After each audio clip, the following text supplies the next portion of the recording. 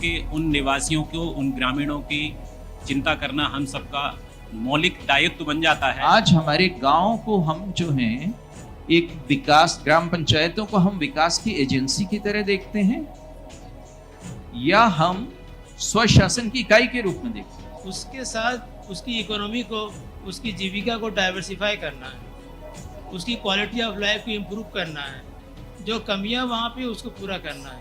The well-being of a society is measured by how they treat their children. अगला 10 साल हमारे लिए, हिंदुस्तान के लिए बहुत महत्वपूर्ण है, हमारी समाज के लिए, इकोनॉमी के लिए बहुत महत्वपूर्ण है। यह बिना ग्रामीण पुनर्जागरण के नहीं हो सकता है। बिना ग्रामीण क्षेत्र के उत्थान के ये ट्रांसफॉर्मेशन नहीं हो सकता। अपॉर्चुनिटीज को समझने का मौका मिला और साथ ही उसमें डिफरेंट स्टेक होल्डर्स जो डेवलपमेंट के अलग अलग पार्ट्स में एक रोल प्ले करते हैं को जानने का मौका मिला, उनके विचारों को समझने का मौका मिला।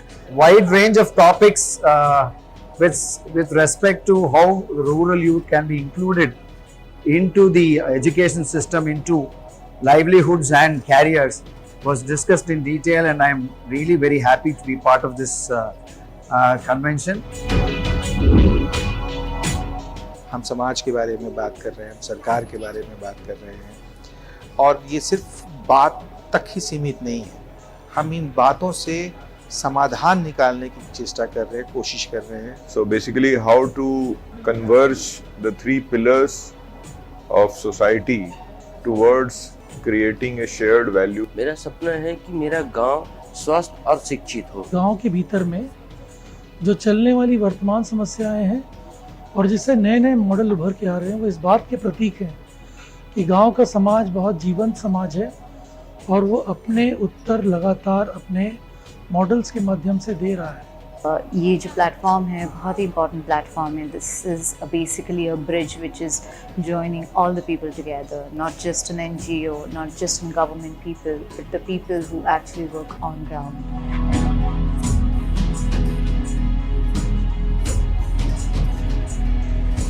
जनता का आह्वान किया, वर्षों जकड़ी बेड़ियों को अब तो तोड़ो, क्रांति की मशाल जला गांधी बोले, अंग्रेजों भारत छोड़ो, बहुत सहा गुलामी।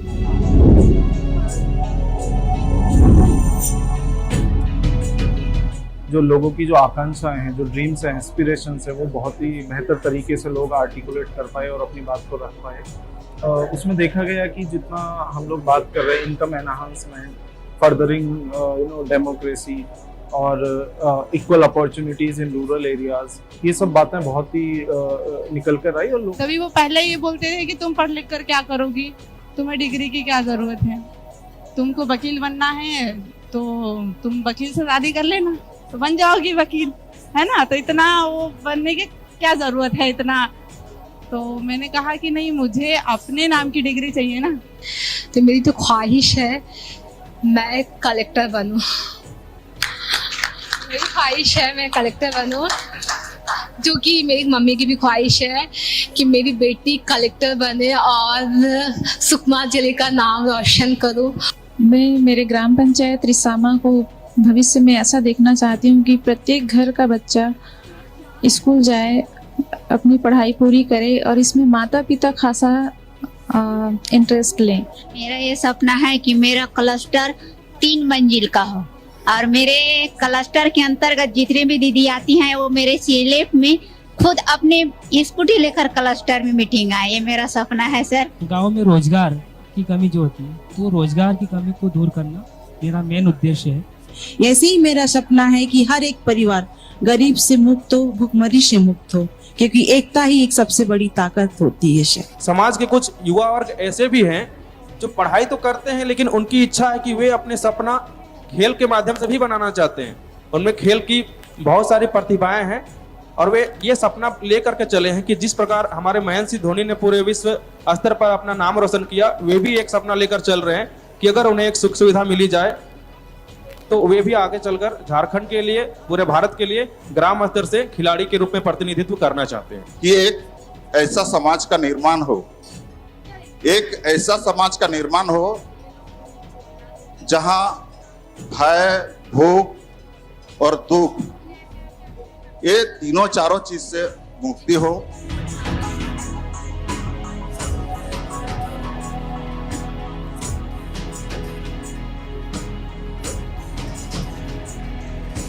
जनता का आह्वान किया, वर्षों जकड़ी बेड़ियों को अब तो तोड़ो। क्रांति की मशाल जला गांधी बोले।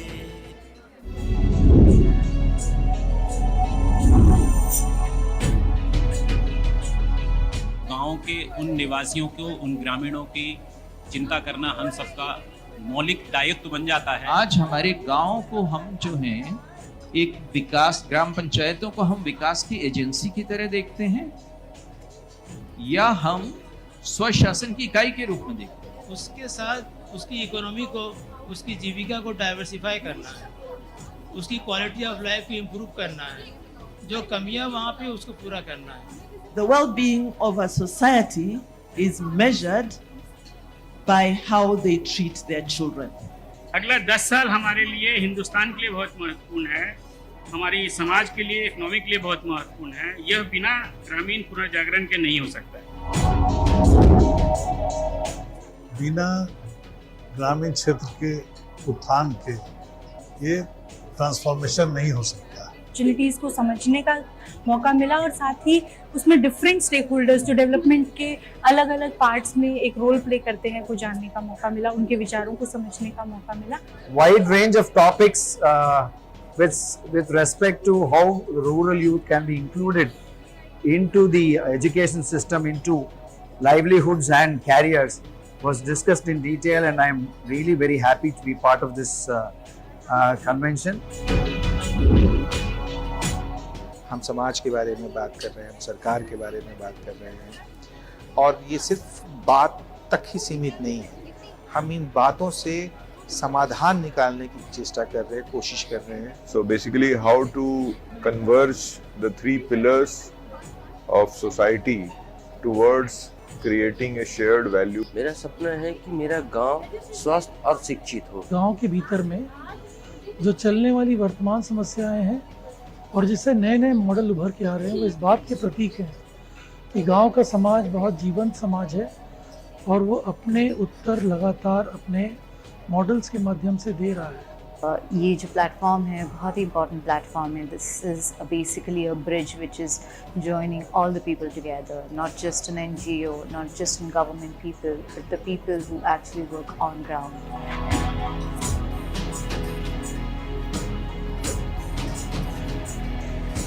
जनता का आह्वान किया, वर्षों जकड़ी बेड़ियों को अब तो तोड़ो। क्रांति की मशाल जला गांधी बोले, अंग्रेजों भारत छोड़ो, बहुत सहा गुलामी।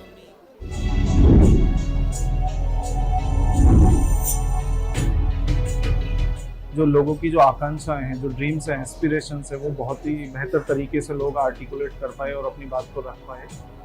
उसमें देखा गया कि जितना हम लोग बात कर रहे हैं इनकम एनहांसमेंट, फर्दरिंग डेमोक्रेसी और equal opportunities in rural areas, ये सब बातें बहुत ही निकल कर आई। और लोग तभी वो पहले ये बोलते थे कि तुम पढ़ लिख कर क्या करोगी, तुम्हें डिग्री की क्या जरूरत है, तुमको वकील बनना है तो तुम वकील से शादी कर लेना तो बन जाओगी वकील, है ना। तो इतना वो बनने की क्या जरूरत है इतना। तो मैंने कहा कि नहीं, मुझे अपने नाम की डिग्री चाहिए ना।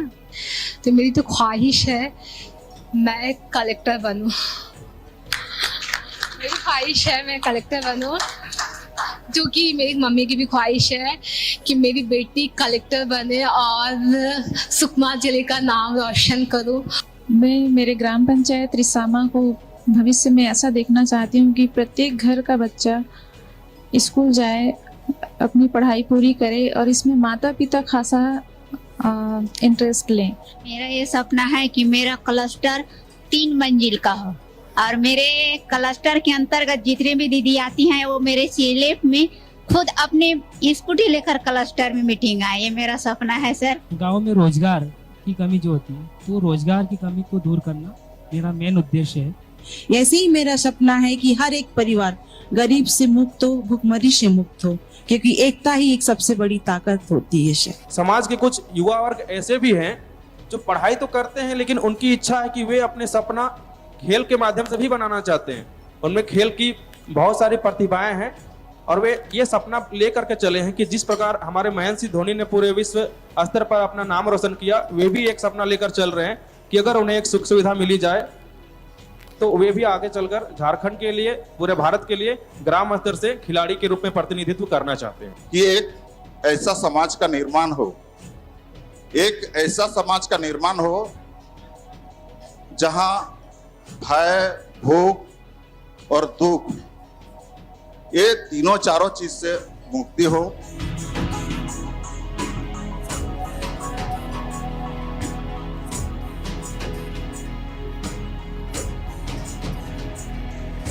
जनता का आह्वान किया, वर्षों जकड़ी बेड़ियों को अब तो तोड़ो, क्रांति की मशाल जला गांधी बोले।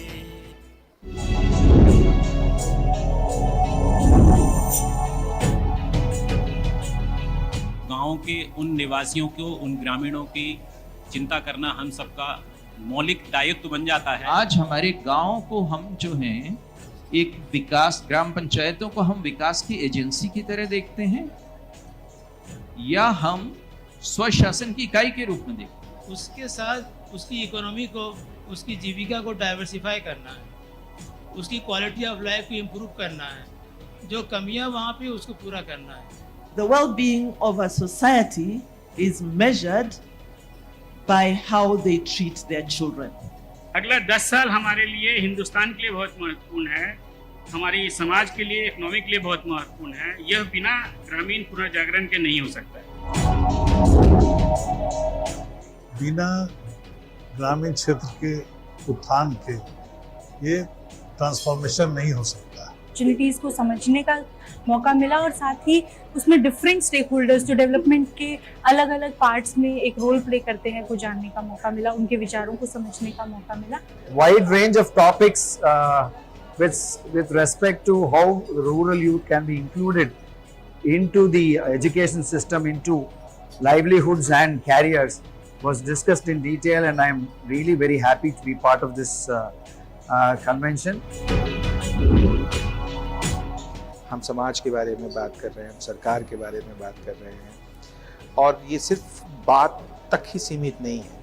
हम इन बातों से समाधान निकालने की चेष्टा कर रहे हैं, कोशिश कर रहे हैं। So basically how to converge the three pillars of society towards creating a shared value. मेरा सपना है कि मेरा गांव स्वस्थ और शिक्षित हो। गांव के भीतर में जो चलने वाली वर्तमान समस्याएं हैं और जिससे नए नए मॉडल उभर के आ रहे हैं, वो इस बात के प्रतीक हैं कि गांव का समाज बहुत जीवंत समाज है और वो अपने उत्तर लगातार अपने मॉडल्स के माध्यम से दे रहा है। ये जो प्लेटफॉर्म है बहुत ही इम्पॉर्टेंट प्लेटफॉर्म है। This is basically a bridge which is joining all the people together, not just an NGO, not just an government people, but the people who actually work on ground.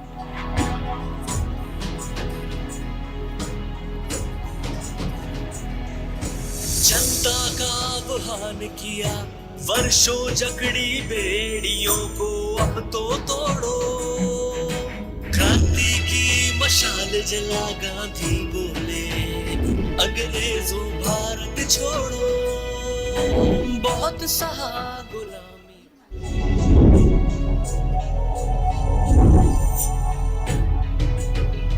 जो लोगों की जो आकांक्षाएं हैं, जो dreams हैं, aspirations है, वो बहुत ही बेहतर तरीके से लोग आर्टिकुलेट कर पाए और अपनी बात को रख पाए। उसमें देखा गया कि जितना हम लोग बात कर रहे हैं इनकम एनहांसमेंट, फर्दरिंग डेमोक्रेसी और equal opportunities in rural areas, ये सब बातें बहुत ही निकल कर आई। और लोग तभी वो पहले ये बोलते थे कि तुम पढ़ लिख कर क्या करोगी, तुम्हें डिग्री की क्या जरूरत है, तुमको वकील बनना है तो तुम वकील से शादी कर लेना तो बन जाओगी वकील, है ना। तो इतना वो बनने की क्या जरूरत है इतना। तो मैंने कहा कि नहीं, मुझे अपने नाम की डिग्री चाहिए ना। तो मेरी तो ख्वाहिश है मैं कलेक्टर बनूं। मेरी ख्वाहिश है मैं कलेक्टर बनूं, जो कि मेरी मम्मी की भी ख्वाहिश है कि मेरी बेटी कलेक्टर बने और सुकमा जिले का नाम रोशन करूं। मैं मेरे ग्राम पंचायत रिसामा को भविष्य में ऐसा देखना चाहती हूँ कि प्रत्येक घर का बच्चा स्कूल जाए, अपनी पढ़ाई पूरी करे और इसमें माता पिता खासा इंटरेस्ट लें। मेरा ये सपना है कि मेरा क्लस्टर 3 मंजिल का हो और मेरे क्लस्टर के अंतर्गत जितने भी दीदी आती हैं वो मेरे सीएलएफ में खुद अपने स्कूटी लेकर क्लस्टर में मीटिंग आए। ये मेरा सपना है सर। गांव में रोजगार की कमी जो होती है, तो रोजगार की कमी को दूर करना मेरा मेन उद्देश्य है। ऐसे ही मेरा सपना है कि हर एक परिवार गरीब से मुक्त हो, भुखमरी से मुक्त हो, क्योंकि एकता ही एक सबसे बड़ी ताकत होती है।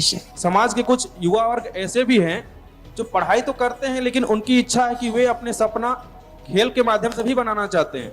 उनमें खेल की बहुत सारी प्रतिभाएं हैं और वे ये सपना लेकर के चले हैं कि जिस प्रकार हमारे महेंद्र सिंह धोनी ने पूरे विश्व स्तर पर अपना नाम रोशन किया, वे भी एक सपना लेकर चल रहे हैं कि अगर उन्हें एक सुख सुविधा मिली जाए तो वे भी आगे चलकर झारखंड के लिए, पूरे भारत के लिए ग्राम स्तर से खिलाड़ी के रूप में प्रतिनिधित्व करना चाहते हैं। कि एक ऐसा समाज का निर्माण हो, एक ऐसा समाज का निर्माण हो जहां भय, भूख और दुख, ये तीनों चारों चीज से मुक्ति हो।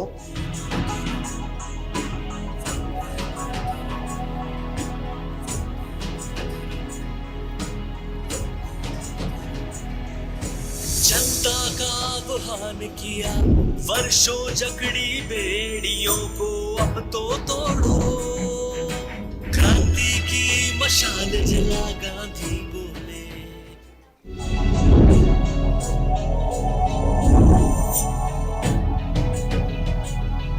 गांव के उन निवासियों को, उन ग्रामीणों की चिंता करना हम सबका मौलिक दायित्व बन जाता है। आज हमारे गांव को हम जो हैं एक विकास, ग्राम पंचायतों को हम विकास की एजेंसी की तरह देखते हैं या हम स्वशासन की इकाई के रूप में देखते हैं। उसके साथ उसकी इकोनॉमी को, उसकी जीविका को डाइवर्सिफाई करना है, उसकी क्वालिटी ऑफ लाइफ को इम्प्रूव करना है, जो कमियां वहाँ पे उसको पूरा करना है।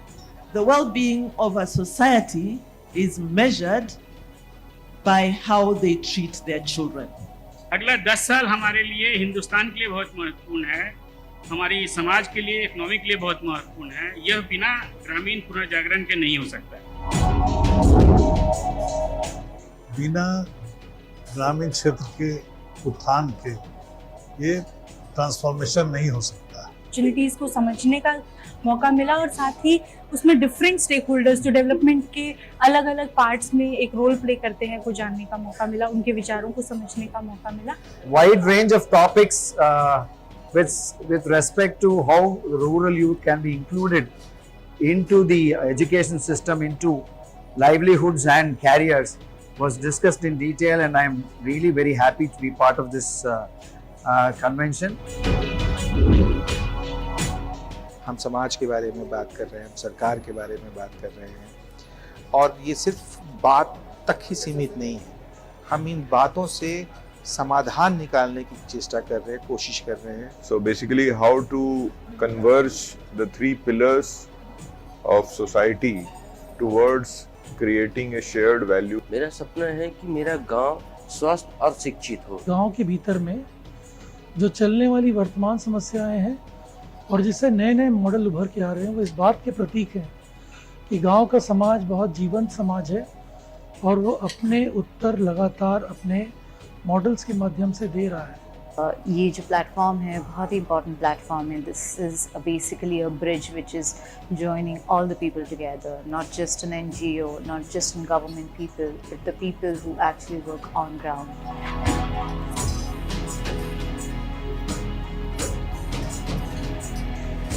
जनता का आह्वान किया, वर्षों जकड़ी बेड़ियों को अब तो तोड़ो, क्रांति की मशाल जला गांधी बोले, अंग्रेजों भारत छोड़ो, बहुत सहा गुलामी।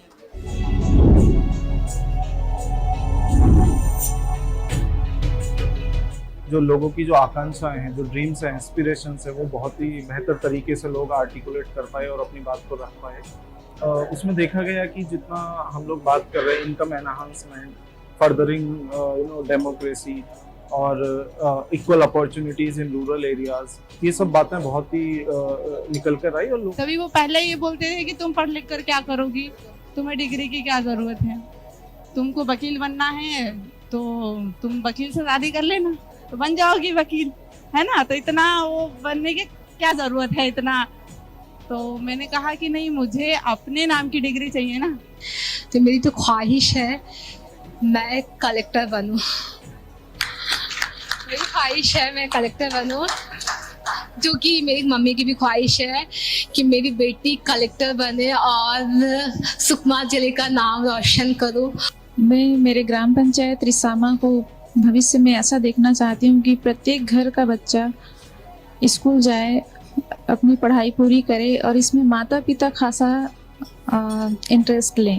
मेरा ये सपना है कि मेरा क्लस्टर 3 मंजिल का हो और मेरे क्लस्टर के अंतर्गत जितने भी दीदी आती हैं वो मेरे सीएलएफ में खुद अपने स्कूटी लेकर क्लस्टर में मीटिंग आए। ये मेरा सपना है सर। गाँव में रोजगार की कमी जो होती है, तो रोजगार की कमी को दूर करना मेरा मेन उद्देश्य है।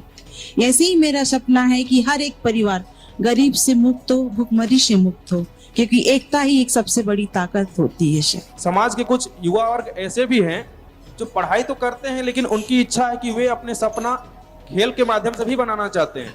उनमें खेल की बहुत सारी प्रतिभाएं हैं और वे ये सपना लेकर के चले हैं कि जिस प्रकार हमारे महेंद्र सिंह धोनी ने पूरे विश्व स्तर पर अपना नाम रोशन किया, वे भी एक सपना लेकर चल रहे हैं कि अगर उन्हें एक सुख सुविधा मिली जाए तो वे भी आगे चलकर झारखंड के लिए, पूरे भारत के लिए ग्राम स्तर से खिलाड़ी के रूप में प्रतिनिधित्व करना चाहते हैं। ये एक ऐसा समाज का निर्माण हो, एक ऐसा समाज का निर्माण हो जहां भय, भूख और दुख, ये तीनों चारों चीज से मुक्ति हो।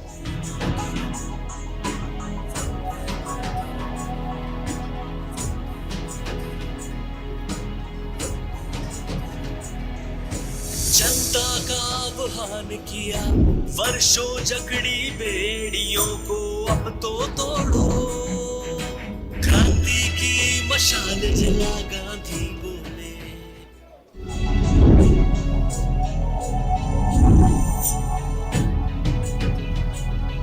गांव के उन निवासियों को, उन ग्रामीणों की चिंता करना हम सबका मौलिक दायित्व बन जाता है। आज हमारे गांव को हम जो हैं एक विकास, ग्राम पंचायतों को हम विकास की एजेंसी की तरह देखते हैं या हम स्वशासन की इकाई के रूप में देखते हैं। उसके साथ उसकी इकोनॉमी को, उसकी जीविका को डाइवर्सिफाई करना है, उसकी क्वालिटी ऑफ लाइफ को इम्प्रूव करना है, जो कमियां वहाँ पे उसको पूरा करना है। The well-being of a society is measured by how they treat their children. अगला 10 साल हमारे लिए, हिंदुस्तान के लिए बहुत महत्वपूर्ण है, हमारी समाज के लिए, इकोनॉमी के लिए बहुत महत्वपूर्ण है। यह बिना ग्रामीण पुनर्जागरण के नहीं हो सकता। बिना ग्रामीण क्षेत्र के उत्थान के ये ट्रांसफॉर्मेशन नहीं हो सकता। अपॉर्चुनिटीज़ को समझने का मौका मिला और साथ ही उसमें डिफरेंट स्टेक होल्डर्स जो डेवलपमेंट के अलग अलग पार्ट्स में एक रोल प्ले करते हैं को जानने का मौका मिला, उनके विचारों को समझने का मौका मिला। Wide range of topics with respect to how rural youth can be included into the education system, into livelihoods and careers was discussed in detail, and I am really very happy to be part of this convention. हम समाज के बारे में बात कर रहे हैं, सरकार के बारे में बात कर रहे हैं और ये सिर्फ बात तक ही सीमित नहीं है। हम इन बातों से समाधान निकालने की चेष्टा कर रहे हैं, कोशिश कर रहे हैं। So basically how to converge the 3 pillars of society towards creating a shared value. मेरा सपना है कि मेरा गांव स्वस्थ और शिक्षित हो। गांव के भीतर में जो चलने वाली वर्तमान समस्याएं हैं और जिससे नए नए मॉडल उभर के आ रहे हैं, वो इस बात के प्रतीक हैं कि गांव का समाज बहुत जीवंत समाज है और वो अपने उत्तर लगातार अपने मॉडल्स के माध्यम से दे रहा है। ये जो प्लेटफॉर्म है बहुत ही इम्पोर्टेंट प्लेटफॉर्म है. This is basically a bridge which is joining all the people together, not just an NGO, not just in government people, but the people who actually work on ground.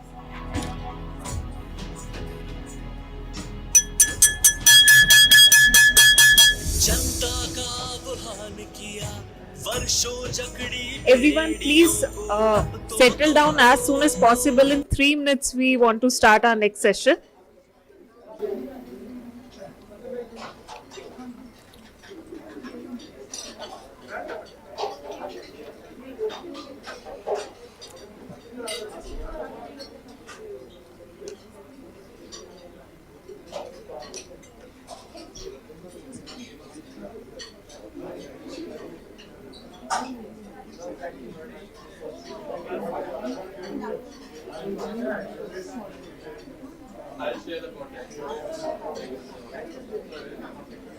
जैसे उनका खत्म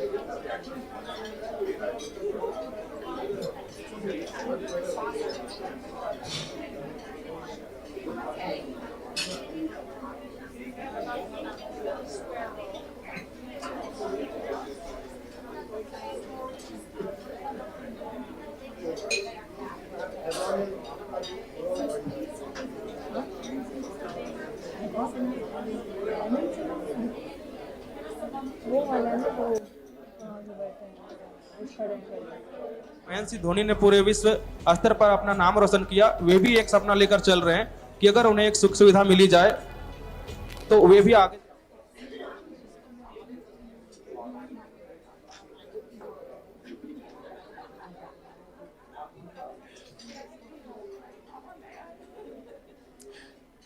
Kindly settle down, everyone.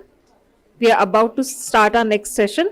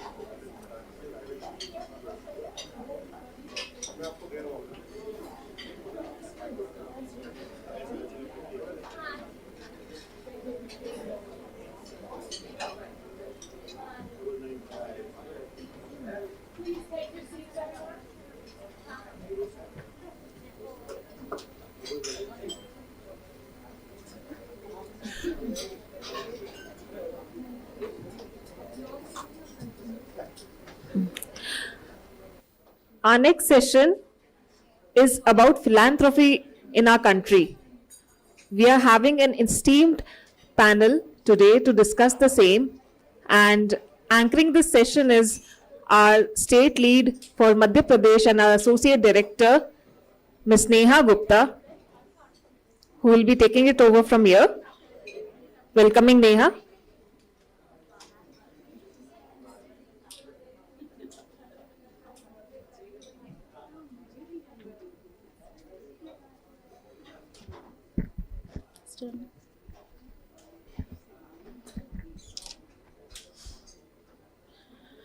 Good afternoon all. I welcome all the participants and panelists after this heavy and tasteful lunch. So we are moving towards our next session, Philanthropy, an agenda with welfare state. So as we are moving towards 2025 with the ambitious goal having $5 trillion economy and accelerating our work, efforts, resources to attain SDGs by 2030 and India at 100 goals, along with the underlying challenge of multidimensional inequalities and also the unprecedented risks associated in this era like COVID-19 variants.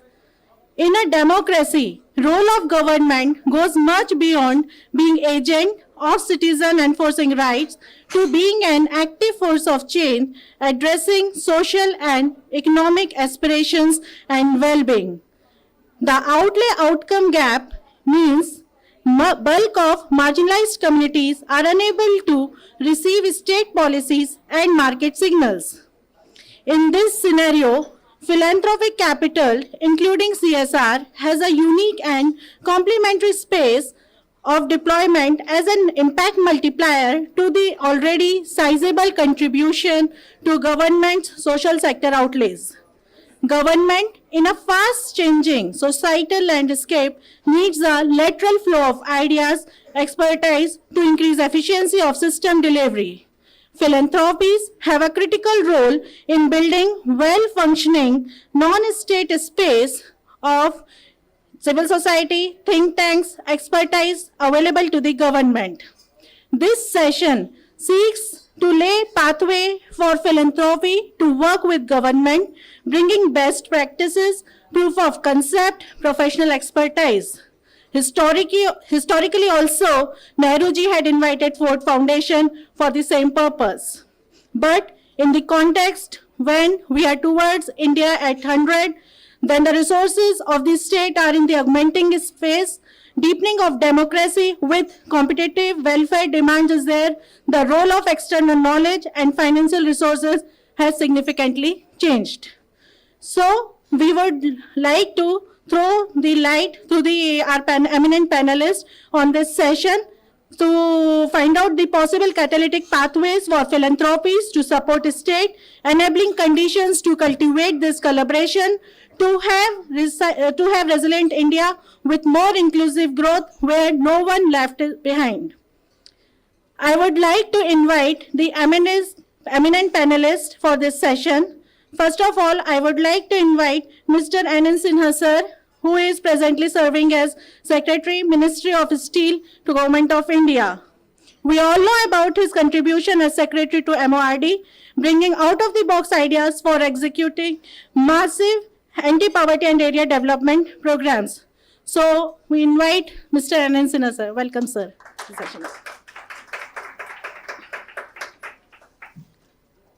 Our next distinguished speaker is Ms. Madhu Krishna, who is the Deputy Director, India Office, in the NGOS office. She led the Foundation's investments in India to advance gender equality. She is committed to reducing inequity and restoring human dignity for underdeserved and disadvantaged populations. She is passionate about gender equity in all work that she supports. Welcome, ma'am, in this session. Our third notable speaker is Ms. Dhruvi Shah, who is the Executive Trustee and Chief Executive Officer of Axis Bank Foundation. In her current role, she heads the Foundation's program, which aimed to create sustainable livelihoods for vulnerable communities. She has over 24 years of experience spanning banking, microfinance, and rural development. She is also the author of the book of Aspirations, which is a collection of inspirational memoirs from social leaders. Welcome, ma'am. Now, to weave this session in the meaningful outcomes, I would invite our moderator, Ms. Nilima Ketan, who is the partner, NGOS Consultants, visiting fellow for Brookings India, visiting faculty, Chandragupta Institute of Management, Patna. She has much contributed in the sector through leading positions through various distinguished CSRs and CSOs. She is recognized by Lakshmipad Singhania IIM Lucknow National Leadership Award and Maharana Mewar Award. She is also the author of Anchoring Change, which narrates the examples of civic action and explores their relevance for future of India. Welcome, Nilima. So I now just hand over this conversation to Nilima to take it forward. Thank you. Thank you very much, Neha, and a very warm welcome to all the panel members here. And I know people have just had lunch and they're still trickling in, but welcome to everyone who's here. So I think, as Neha said, the context, India is certainly on a trajectory that is fantastic in terms of both the economic progress on economic parameters, as also progress on social and developmental parameters. If you look at even the multidimensional poverty index, there has been significant improvement that has happened in the last couple of years.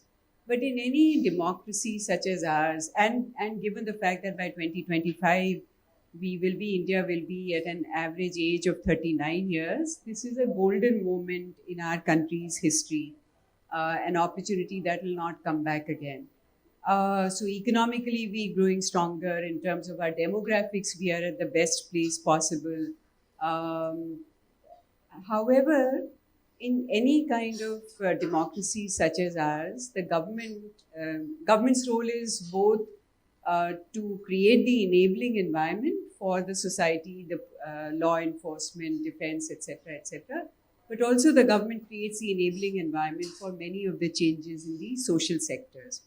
And for that, traditionally in the past, the government has led these initiatives. And in the last couple of years, actually, if you see government spending on any of the key sectors of whether it is agriculture or rural development or health or education, the allocations have increased, but more interestingly, the expenditure has increased. In fact, in rural development and health, the expenditure is often even more than the 100% that is there.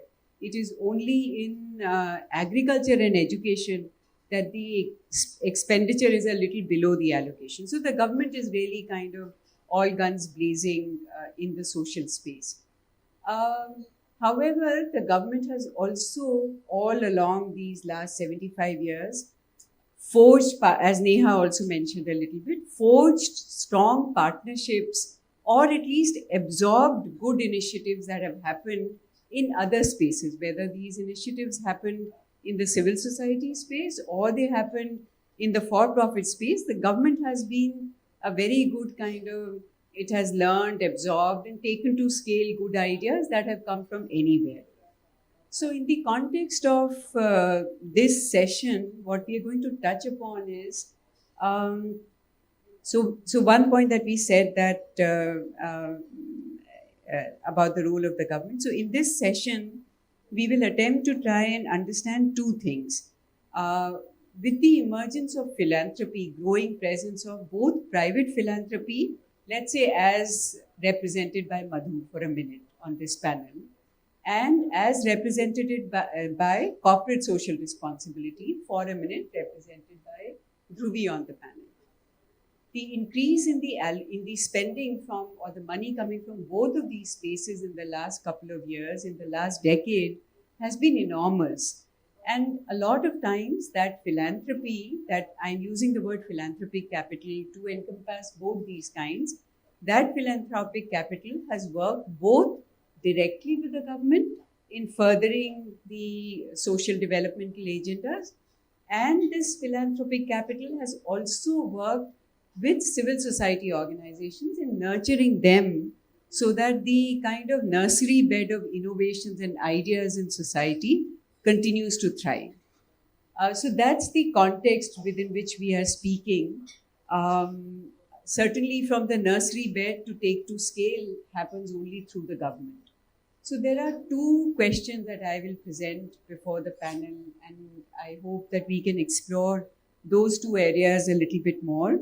The first is to understand from all three of our esteemed panels as to what are the possible complementary spaces for expanding the collaboration between government and philanthropy, CSR and philanthropy. What are the possible complementary spaces for expanding that collaboration. That's the first area that we'd like to understand. And the second part, we will focus on what are the enabling factors that can contribute to nurturing these collaborations. So the first segment is about understanding the spaces for these collaborations, areas for these collaborations, and the second as to what are the enabling conditions and the nurturing conditions. So with my panel's permission, may I begin with posing the first question to Madhu. Madhu represents the Gates Foundation, one of the largest private philanthropies in the world. And I just wanted to ask Madhu that, as you know, Madhu, in the last decade, certainly, maybe 2 decades, one can say the trend has been rising. But in the last decade, certainly, India has also witnessed that trend, which has been increasing, of private philanthropies, which are now seeking to work directly with the government because of ideas of impacting systems, looking at system solutions, looking for scale. For multiple reasons, private philanthropies are seeking to work directly with the government. So what could be, according to you, be those spaces for collaboration, those areas in which, philanthropy and government can work together? Thanks so much, Nilima, and it's really an honor to be here on this really esteemed panel with very much more seasoned professionals. From the Gates Foundation perspective, actually in India from the get-go, our ambition was never to work in a silo outside of the government. I think we had learned or understood, even though we were a young foundation 23 years ago, so we are completing 23 years next year as we started, that it wasn't possible for us to build the kind of scale. And when we look at large countries like India, definitely we had a very special niche where we could focus and work, but we definitely needed strong partnership with the government. So that's always been the model for the Gates Foundation. And rather than come later and retrofit and integrate with the government, it was better for us to build those strong partnerships and do it formally with MOUs, etc., and see. The complementary spaces are quite clear, as you've touched on.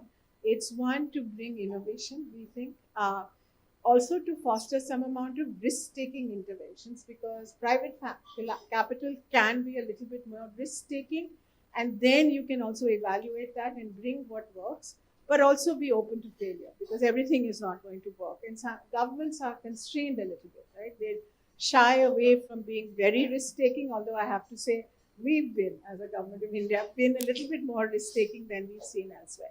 So look at things that may look a little bit edgy, maybe risky, but let's try them out and see whether they work or not, and then build that capital. So I think that's a very complementary space, because some of the most innovative ways in which we move forward is actually to take some of those risks, whether it be in the space of health, where vaccines we've looked at, or also patient capital, I would say. Because often governments are also looking at, we need to get this done in the next 5 years. We were in a very planned mode, as you know, and then we still continue to have 5-year plans, 3-year plans. Philanthropic capital, if it's generous enough, can also be patient to see some things play out and see how that works, especially when you're looking at very upstream R&D and innovation.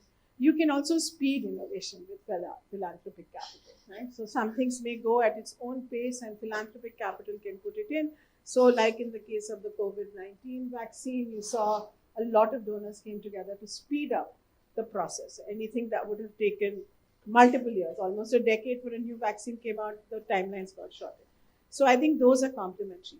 The other, I think, is some amount of bridge funding, even in things that might help for a while the government gets some of its act together. And as I said, bringing other kinds of private innovation, looking at how that plays out in the system, and some TA to system strengthening. So bringing some of those lessons that are worldwide, bringing them in, looking at them, but all in the space of this sort of innovation to scale. And some things won't work.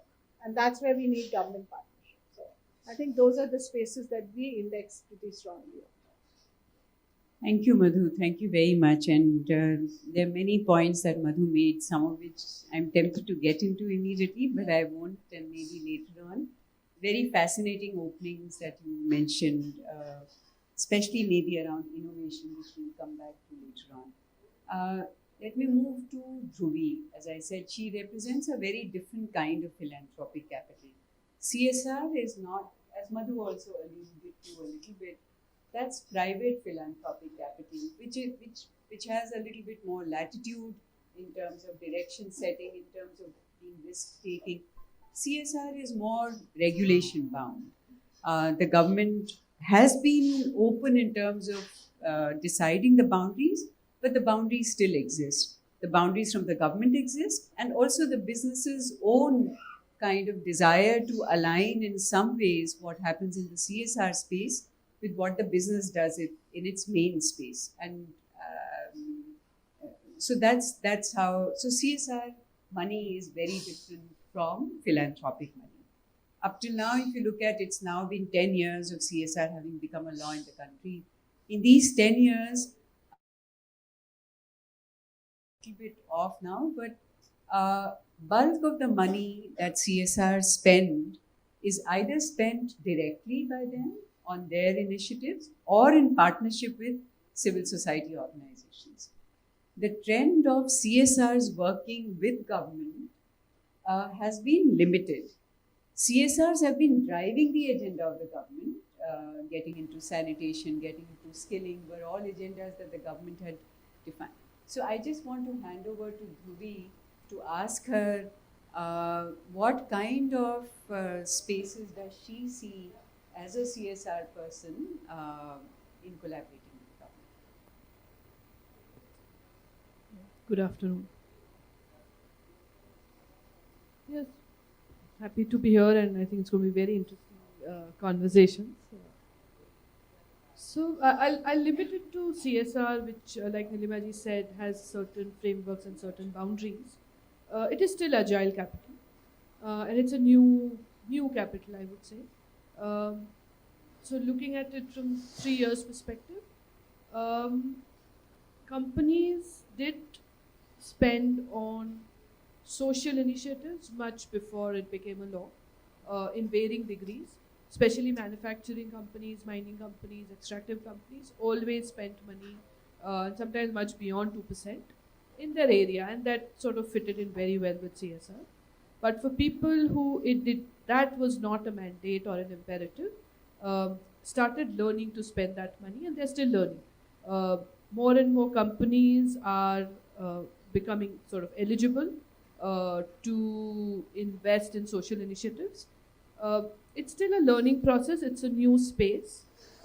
Yet the associations that with the government or with the social issues of the country have been as follows.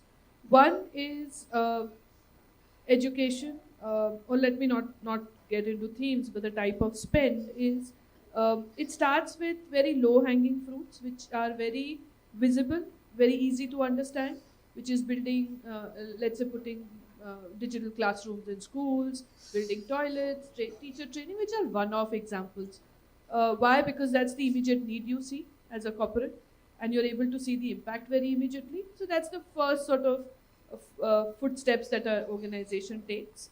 Gradually, it moves into a little more impact-driven programs. So a lot of this is supply-driven. This is what I want to do, and this is how I do it, which gradually moves into a more demand-driven association. A lot of these investments are into spaces of public, which is where one is starts associating with the government programs, with people, what people aspire for, and somewhere you start understanding how the government programs work. The third level of collaboration, which is now emerging, is aligning, I would not say align with the government program, but built around it. So for example, a lot of investments happen in the aspiration districts. They happen independently also, or they happen in collaboration with the government programs.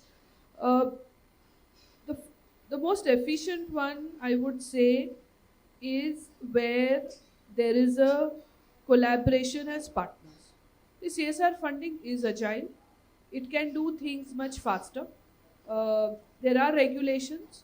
but it's just agile, but it's very very tiny fund. You really cannot. You can fuel it to do certain things, but you cannot scale with that funding, right? So the most efficient collaboration that we've seen with is where there are as equal partners, where roles and responsibilities are defined, where it works on the social capital which has been developed by the civil society. So we have, it's a three-way system, it's a four-way system.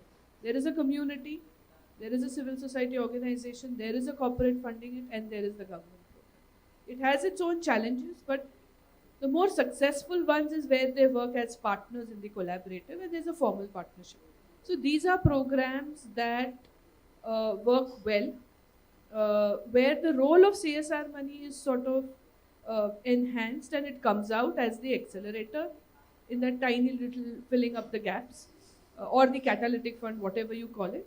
But it's a good mix of these funds that result into outcomes that we can call it scale to an extent, but they are not at that large scale. But a lot of learnings are then incorporated into the larger government program.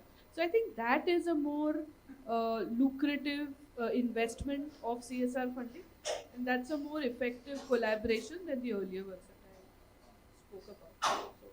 So that's how we see this as emerging. So thank you, Dhruvi. And I think from what I understood, what you were saying was that in terms of CSR, one, of course, you're saying you build programs around government priorities. Huh? And then you're saying in the building of those programs, you will also work with civil society and with others to create more interesting, whatever, or a diverse kinds of solution base.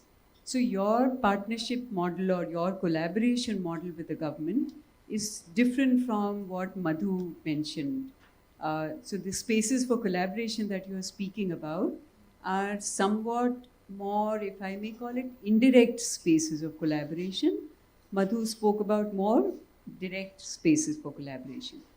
Actually, it's a mix, I would say, because now we are also finding that we are in partnership. Oh, right? fantastic. So what we're seeing is different kinds of agile capital, because actually the truth is together we are still a drop in the ocean, right? As compared to, say, I mean, SIR's program, the NRLM program, this 2020-2023, the budget was something like $1.5 billion greater, right? Even a very large foundation, the largest foundation, if you'd like to call it so, we're a drop. We'll give $1 million, $2 million, $3 million, $10 million. That's nothing compared to the 1.5 billion the government is going to put. So we have to collaborate, even to make some meaningful impact. I think that's the realization we're all coming to. So those models all converge. So thank you. I don't think what matters is, it's tiny funds, right? It's really, really tiny funds. It's that if we partner with the government, this fund becomes more efficient. And what comes out of it is, see, the problems on the ground are evolving much faster than what the programs are evolving. So these are also experiments that feed in back into the larger system.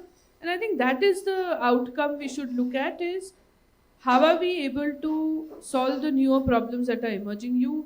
Climate change, for example, you can't solve that problem at scale until you have those micro building blocks. And it's these collaborations which have the patient capital can generate, and it can take failures, can generate those successes that can somewhere start getting embedded back into the system. So I think that is the role CSR funds can play. How much scale we talk about, it is still going to be very, very limited. You stole one of my points, but it's okay on new problems and. But let's move to the ocean, because Madhu spoke about the drop in the ocean. So, sir, we would very much like to hear from you, from the ocean. What is the value that you see in these drops? And yeah. I think there are multiple kinds of programs. And there are programs which are very clear as to what they want to do. But there are programs which are platform-oriented programs, and they aim to and they strive to serve multiple objectives. And it's not always very explicit that you will cover X objective or Y objective. To illustrate this point, let's take the case of PMGSY, which aims at building roads, connectivity to the rural habitations. It's very clear you have to target X number of house habitations, and you have to give a budget, and then you handle it. You have a timeline by which you do. But if you take a program like NRLM, so it basically constitutes the social capital on the ground, and it aims and expects that the issues of employment, jobs, savings, enterprise, etc. will go. So I think once we understand these kind of structuring of programs, it becomes quite clear that the programs of a platform nature provide much more scope for collaboration and partnership with the philanthropies, which include both private philanthropies and the CSR philanthropies. So there, in our ministry that I handled earlier, we had several of such examples. For example, we wanted to see if we could probably generate, let's say, millions of livelihoods, and how do we ensure that such livelihoods happen and we are able to generate a certain level of income, assure a certain level of income. So it's not part of the program design initially, but you want to cover this kind of scope within the through the program, but program won't directly allow you to conceptualize. So there, I think there is a very significant scope of such kind of partnerships to build models, innovations, proposals, which help this bring about. I think the support of institutions like Gates Foundation in providing technical resources for the program has also been an excellent investment, where they have been providing support to the NRLM program on a significant scale as part of the World Bank program called NREDP. So there, the platform was available, and their resources provided a support in large number of areas in which NRLM worked. For example, the larger scale producer enterprises, the strengthening of the cluster level federations, things like that. So there, the availability of resources from the philanthropies was a great help in taking up those parts of activity which would allow the program or the platform to serve their purpose. The issue of the patient capital, risk taking, etc., are brilliant areas where these supports generally and help the program to serve their wider purpose. We also see a lot of scope for the foundation and philanthropies to support platforms of the civil society and the government to help certain areas of work done. For example, one of the programs that was taken up by the ministry with support for from the coalition called RCRC coalition, Rapid Community Response to COVID.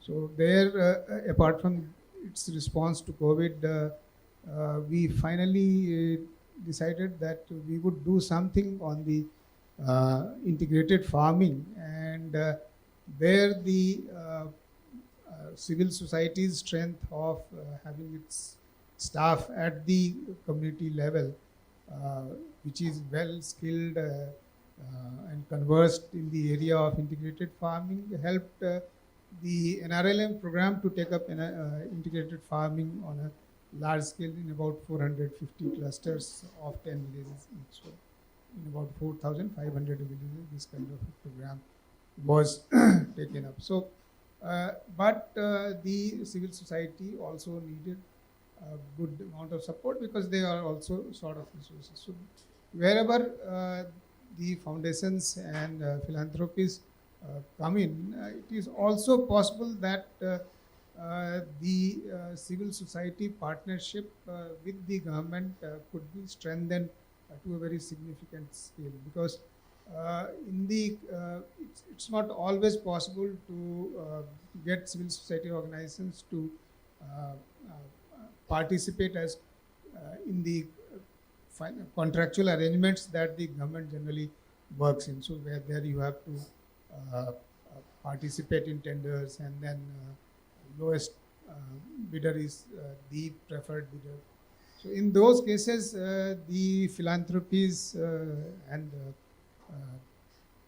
foundations have a niche role which they can support the civil society to be able to participate. I think BRLF is one example in which it was able to do this kind of thing, in which the foundations, particularly those supported by CSR, played a large role. So I think to sum up the areas where the programs are much more open-ended, they serve as platforms. There is a large scope for the philanthropies and foundations to work to be able to serve the objectives and objectives of the program in specific areas, in large number of areas, and there the agility with which these bodies are in a position to help is quite effective.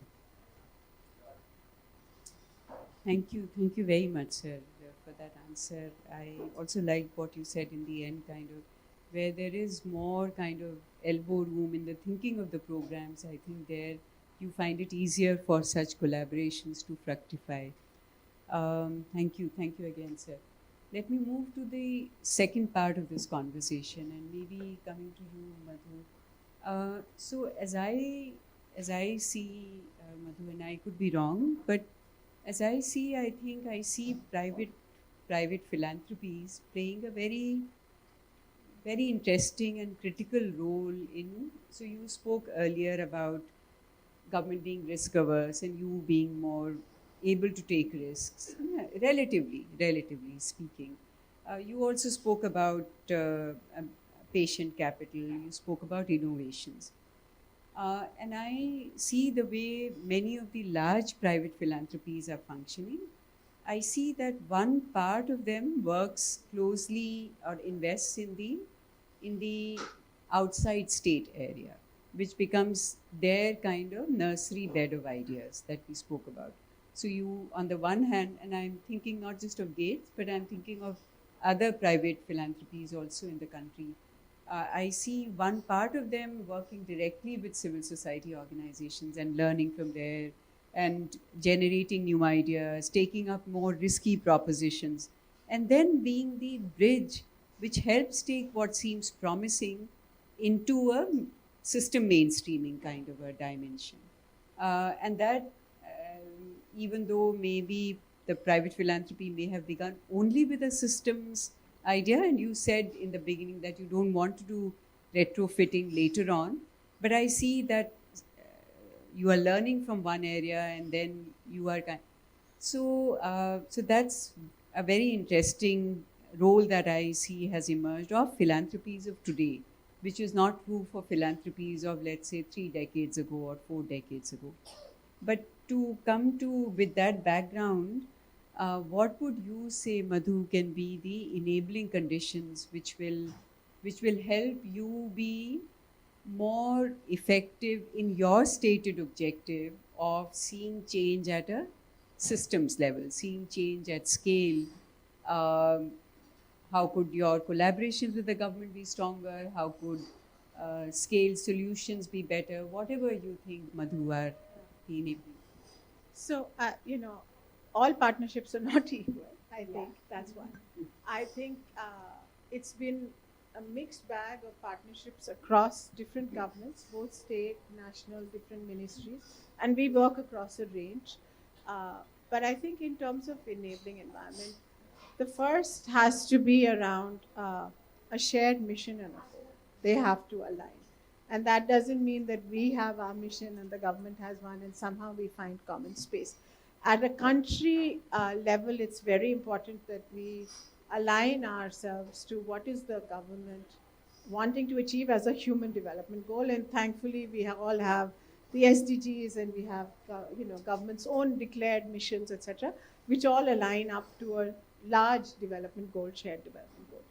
And I think two is that piece that Dhruvi also spoke about, the respect for the complementarities. Often you'll hear on both sides less mutual respect, more mutual mistrust. Government is slow, government is not innovative, government is hidebound. That's one story. And then, private sector or private philanthropy, there's a hidden agenda, there's a conspiracy theory, they're all that. So I think fostering, that's an enabling environment. The openness, to say, okay, you have a good idea, but I also understand there are ways in which government has to work. There are lots of accountability mechanisms they are responsible for. We have to be patient, as I said. Four, I think, and sometimes all of us can become arrogant in our spaces. So I think that's an enabling environment of continuously building on that relationship, each recognizing that we need each other to fulfill that big goal. And not only one philanthropy, I think it's a collaboration. We have definitely come to that part that for us, it's super important that we have partnerships with other philanthropists because we are not the ones who hold the ideas. And fourth, I think all of us have to have much more focus, I think, on putting the communities at the center of our mission. So until we all do that together, collectively, and not have a very top-down, we are here to save people, really to create an enabling environment for solutions that can also come from the community. So we provide a framework and help and support, as you said. And fifth, I think, to what Sir said, I think the value of coalitions is something that philanthropists should believe in. And, you were part of the ISC coalition. We had an NFSM alliance where we worked together, but in service again of that same mission. Because as Sir said, it's very hard sometimes for smaller civic society who have fantastic ideas to come together. There needs to be a secretariat that needs to be funded through some kind of philanthropic capital in service of those same missions. So I think that value is super important. मधु ने सारे जवाब दे दिए. अब तुम, but you have to kind of, from your perspective. I know. But it was a very complex. So the spaces that we all operate in are the same, and I think what could be an enabling environment, and now I'm again talking about the fund and the size of it. It's very tiny, to be very, very tiny. If you have to put it to a solution, and when we look at budgets, while the budgets seem very large, honestly it touches few villages here and few villages there. And that's the time you realize whatever you think you are, the impact is that you can create at a wider scale is very limited. So you need to go deep, right? And what can really, to be very honest, there are two things that I see that CSR money can do. One is to find answers where none exist, right? Find those answers. And the other thing it can do through collaboration is share those answers, which we do not do enough. There's a lot of proprietary amongst everybody, right? So I think removing that proprietary that we all have and creating failures so that you can have successes is what is the role of, we are laboratories, to be very honest. CSOs are a huge bedrock of laboratories. Can we bring more solutions? Can we spread those solutions? And spreading would mean, does it function in the same manner in different conditions? And see how we transfer that knowledge back into the system so that there is some form of scale that can emerge. And that's the collaboration we can do with the state, is to say, okay, here is what this works. And here is, and then obviously invest in things which are not yet economically viable for anybody else to invest. So use this also as a zero cost debt or equity to bring those solutions. I think that's what CSR on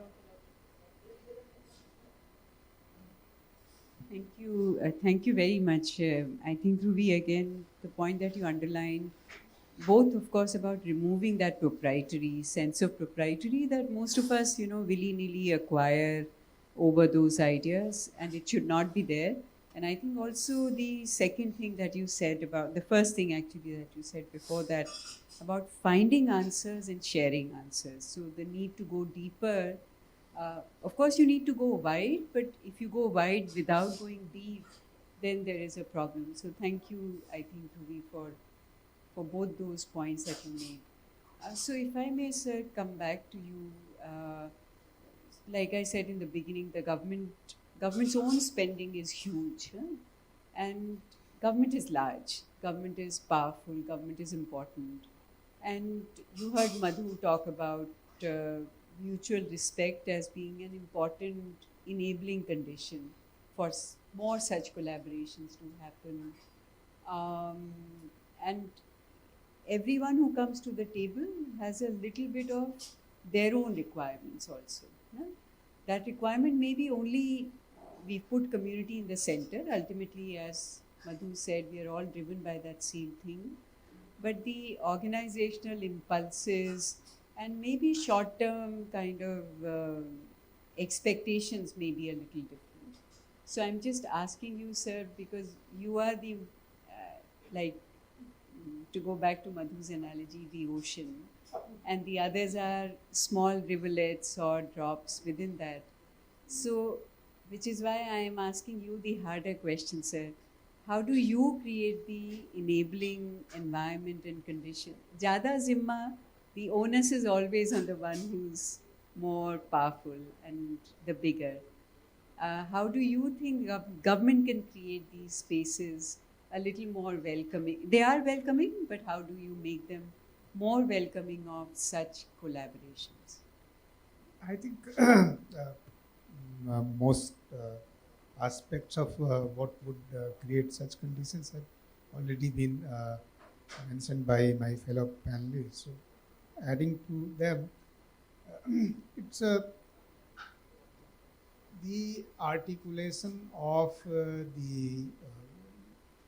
let's put it, the soul of the program, the purpose of the program, more multiple occasions probably allows everyone to see more than what is written in the texts of the programs. I think having opportunities of discussing what these programs need to do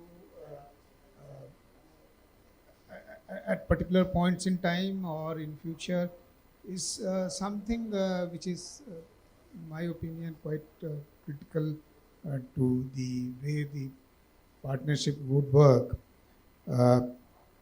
The alignment with the national goal, national programs, policies is, of course, the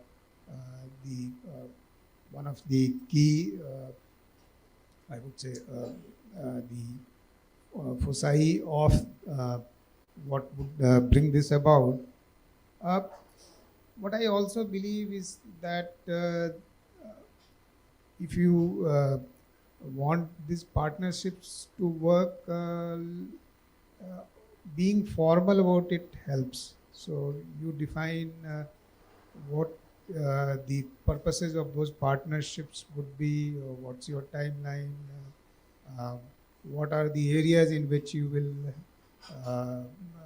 bring your resources, and what is the kind of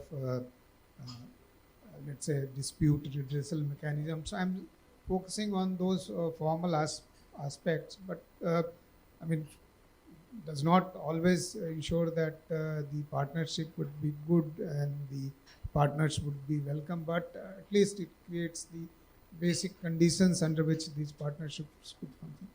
I think a degree of openness and welcomingness among the people who man different levels within the organization and at multiple levels also helps. Also, I've seen in multiple programs at both central and the state level, it's not merely having partnerships and the institutions to drive that partnership that would help, but also similar bodies and institutions where people of the state and the philanthropies or their CSO representatives could meet together and work in certain areas is what would help.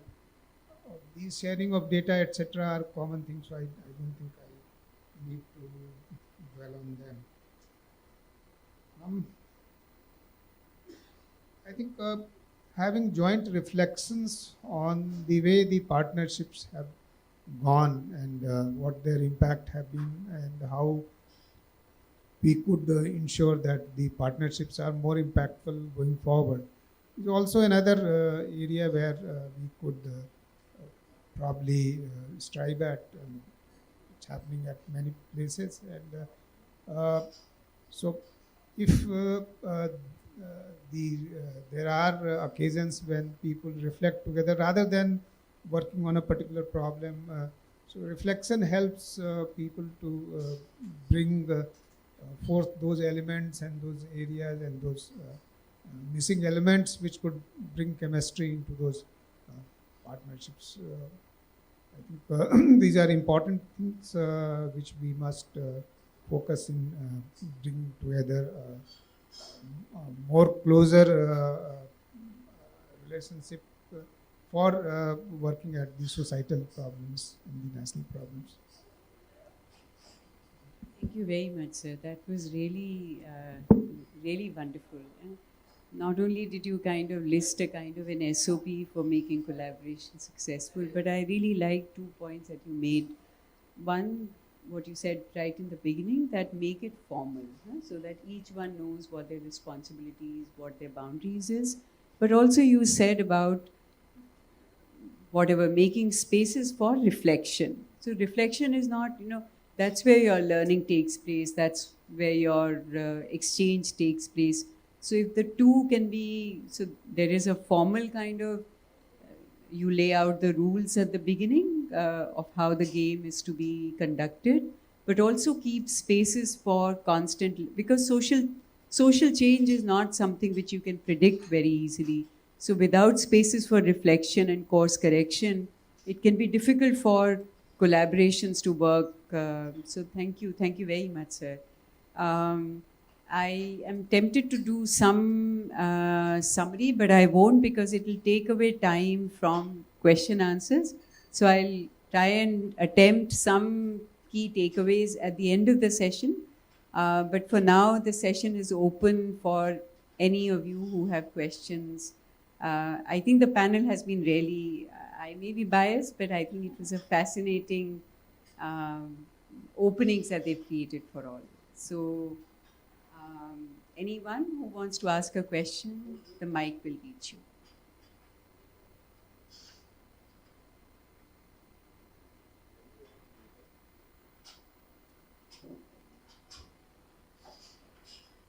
Okay. Hello. I have a question. Hi. Okay.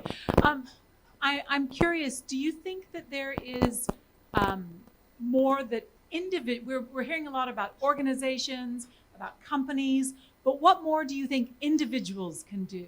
I feel like there's a lot of cultures where whenever there's a disaster, everybody reaches into their pocket and is incredibly generous. But what about day to day? Do you think that there's any more that we can do to try and reach the wider audience of citizens to try and get them to be more philanthropic as well? That's an interesting point. Sorry, your name, please? Sorry, I'm Lindy Cricket. Lindy.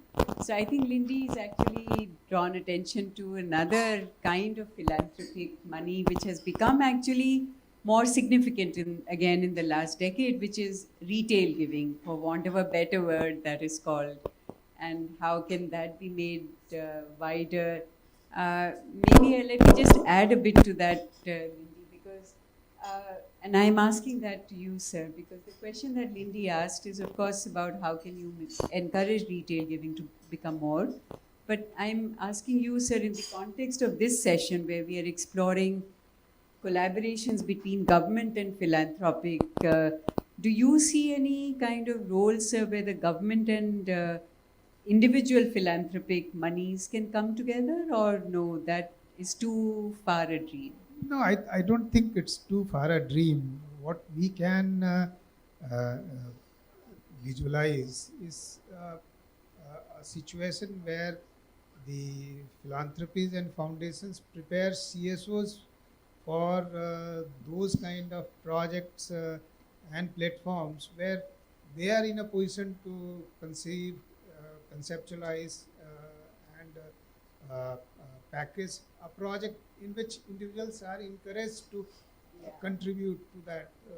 I don't think the government is in a position to take money for such projects. Neither philanthropies or foundations are in a position to do that. But CSOs projects are concrete, and I think there is a possibility, there is a potential, and I think philanthropies and foundations have a role in preparing CSOs for getting them ready for receiving individual philanthropies. Thank you, sir. Thank you. Anybody else has any other question?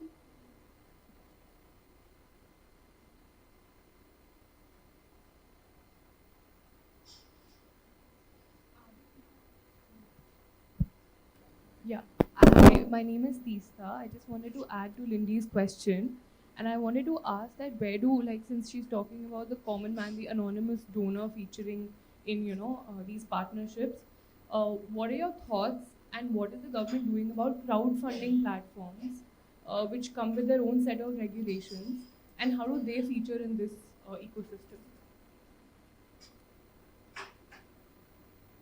Fortunately, I have not made a study of the crowdfunding platforms, but I gave what a general answer could be. So it's whenever there are issues of charity, say for example, the difficulty with which people were in during the COVID period. So those are issues which immediately attract the attention of the individuals, and they contribute to that. We are aware of the kind of platform Keto and such other bodies have done, but I think those are merely cases of charity rather than preparing community to negotiate their own social problems on a sustainable basis. I think having that would require a much more imaginative packaging of the kind that the charities are able to invoke. So maybe probably the package would be in a position to project as to how the future would be distinctly different and better than what it is, and how would your and the individual's contribution be catalytical in bringing that future about. So I think a very imaginative packaging focusing directly on the results would be able to attract the individual's attention and payment and philanthropy. But other than that, one can always hark back to the income tax rebates, etc. But I think those are general things. No, but maybe just to build on that, let me ask a question of Madhu and Ruvi, given the questions and your response, sir. So in the last decade, also a trend shift that has happened is that you see increasingly many donors becoming doers. So what you said, sir, about, and the questions that were asked about, creating the capacity in CSOs so that they can put out those ideas and opportunities where individuals from society can connect and contribute. One criticism has been that in our collective desire to achieve impact at scale, large donors have either begun to invest more in the government, work closely with the government, or they have started implementing large projects on their own. And the attention is not so much on building CSO capacity. I could be wrong, but that's just one perception that one hears. So would be very nice to hear, Madhu, your thoughts on this, and Dhruvi, yours. Yeah, no, again, at least from the Gates Foundation, we are quite clear we are never going to be an implementing foundation. We will always be a funding foundation. We have partners with both those that are both funders and implementers. But really, for us, I think we have, again, as I said, pivoted very largely to work and build a strong domestic partner ecosystem.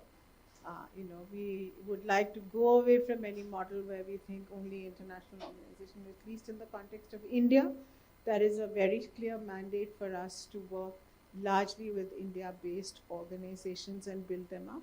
I think the second criticism, I mean, it's not a wrong criticism, is that very few foundations, including us, have invested in the past in institutional building.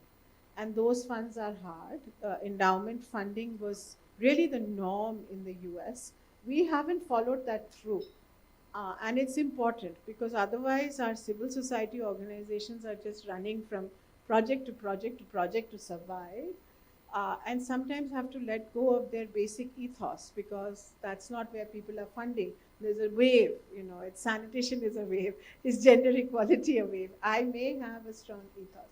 So I do think it is incumbent on all of us to build in some institutional strengthening, and at least in the last 5 years, a lot of us have raised some of these issues, and so we are building, a programmatic grant. We also try and build for some of the larger institutions that we would like to work with and see, because I think we all have to leave, and these partners have to become the technical partners, the ongoing sustainable partners, especially where we sit, because we are a foreign foundation at the end of the day. So I think it's very important, and build that institutional strength. And the old days, actually, in the 50s, Ford Foundation and others, you see a lot of the institutions that we now rely on have been built by those, I think, far-seeing. And so now I think there is a trend. New domestic philanthropies are building up new institutions, centers, but also civil society. And I think that funding is still small. That institutional strengthening, if somehow we can make it sort of a part of how you build. If you are doing a project, but some part should be flexible so the institution can carry out a core strengthening of that, I think will go a long way. So I do think it's an area that we need to focus on. Very encouraging to hear that, Madhu. What would you say, Dhruvi, on this? Because again, CSR money is in that sense very different. Just while conversation, I realized is that not all organizations that are registered as NGOs are not CSOs, right? While we don't really have definitions, but there is a certain ethos, there's a certain way of operating. And a lot of non-for-profit organizations, it's very easy to register a not-for-profit organization, are not necessarily working in a certain manner. So it's also important to recognize this. And the first question, again, we as a corporate foundation, we have never thought of implementing on our own. It's not our foray. We are good investors. We try and be better investors with community at the focus. Every other partnership is around that agenda too. And we've also experimented a lot. We've learned, we've experimented. And I think the approach we are finally comfortable with is invest in different types so that there is a ecosystem that comes out of it. Some of it negates itself, but some of it thrives within it. So I think that's how we like to see us as investors, in spaces where we can find things that will grow. And grow where the impact for the community is high. So whether it's our formal or informal association with government programs, or whether it's directly supporting capacity building or institutional, it's intended to achieve more for the community. So investors, and the way I see it, we would like to become better investors in this space. And CSR law came in, it was intended for a corporate, but intended to look at the problem differently, otherwise to fit tax down bari rehte hain.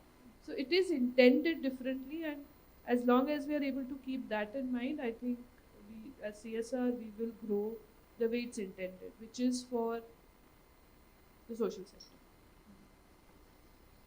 Thank you.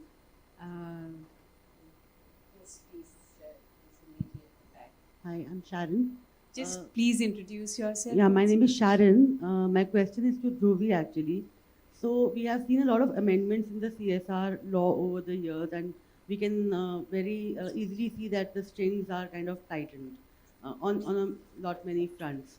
So when you talk about the scope for making mistakes, the scope for innovation, the scope for impact, so how do you really see the definition of impact, say 5 years to 10 years down the line, when mostly people are talking about SROI and things like that.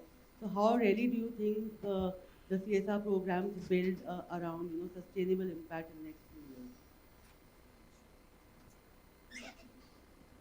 So the last change, which sort of tightened certain interpretations, I don't find it very restrictive if you look at it in a perspective. See, a lot of organizations were not doing long-term projects. It allowed you to do long-term projects, right? Impact is somehow has a positive. अच्छा ही होना चाहिए is not impact. Impact is whatever happens out of it. So it's how you define it, right? You are trying to solve a difficult problem. CSR is a risk-taking fund. So it's how you define it. So ज़रूरी नहीं है कि 1 + 1 2 ही होने वाला है या 3 होगा. Impact is how you define. This is, I've done this is the impact of it. So it's how you define it. So a lot of restrictions are on the way it's interpreted. I have found the recent changes fairly conducive for the sector, not restrictive. But a lot is depending on how people are interpreting. So some people have decided not to put money in the unspent account. It's a personal decision that organizations have taken. The law is very much to give, and you measure the impact after 1 year. Why after 1 year of the project getting completed? So you really know what has happened, right? So I think it's a very conducive change that has happened. There are few challenges wherein, but they're still better than what was before. It's how you interpret it, to be very honest. And yeah, so I don't think it is challenging as it is seemingly made out to be. And I know a lot of people will disagree with me, but that's how I see it. Thank you, Dhruvi. I have got a farrar which says that this was the last question. So I'm sorry about that. And I will just quickly kind of try and say in a few sentences what I thought was the gist from the session. And then if Lindy will permit, if you'd like to say one last word after that, I will ask my panel to say. But just, I'm going to make a very, very brief summary, Lindy. So I think it was a fascinating session, if you ask me. I think both in terms of on the first space about spaces for collaboration, it was interesting that what I heard most of the panel speak about was the potential of different kinds of capital coming together. The nature of philanthropic capital is very different from the nature of the money that the government puts in. And what Mr. Sinha added to it was that there are certain kinds of programs which are more open-ended, where it is easier to forge such partnerships. And then when we spoke about enabling conditions, I thought that was a very, very rich part of the conversation, where Madhu spoke about, I'm only picking one, she spoke about many, but I really like the point that she made about mutual respect. Without that, no kind of collaboration, whether between the state and private philanthropy, or between private philanthropy and CSOs, or certainly with communities. Without respect, I think none of these is possible. So Madhu spoke about respect. Dhruvi spoke about the need to go deeper and continue to find answers and then take them abroad. And she also spoke about non-proprietary proprietorship. And I think Mr. Sinha then again in the enabling conditions spoke about both making things formal is not going against the spirit of a relationship. It's like a bad analogy, but like a prenuptial agreement that you may enter in. Bad analogy, I said, sorry about it. Yeah. But he spoke about that, and he spoke about creating spaces for reflection. So I think it was, they opened a wide kind of arena to understand. And I think last takeaway from this session for me was this side conversation that took place because of the questions that came was about what is happening to the civil society space and the need to invest in civil society, which Mr. Sinha himself spoke about that. And then what you said, Madhu, about, you know, the kind of work that is needed to be done but is not happening. Maybe it is regaining traction now. And Dhruvi spoke about, again, in a different way, how that investment is happening through CSR. So thank you. I enjoyed the session very much. Just please, can they say one word? Yes, yes, please. Okay. Last, anything. I mean, I think we should just keep talking about this so that, like I said, reflections. And I think it's very important to have those conversations.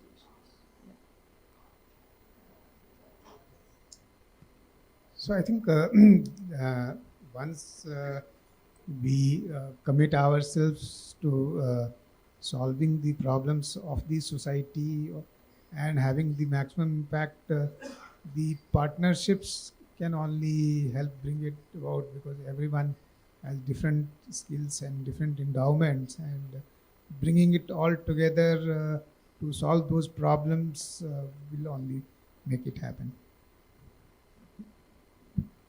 I'll just add to Sir's point on reflection. It has to be honest reflections. We should all be open to some failure and be able to listen to that. I think that you were referring to that. Whether it's in our own partnerships or partnerships, I don't think we encourage failure as a lessons learned and move on. So there is a real and probably driven by philanthropists, I'm not sure, to show success and early success. But there is a huge value to having those honest reflections. I think Sir was going for that. So I'm just adding that. But thank you so much for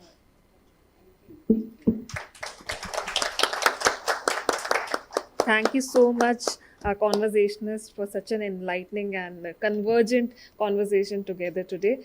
We'd like to take this opportunity to felicitate all of you with a small token of gratitude from our side. Thank you, Lindy. Thank you.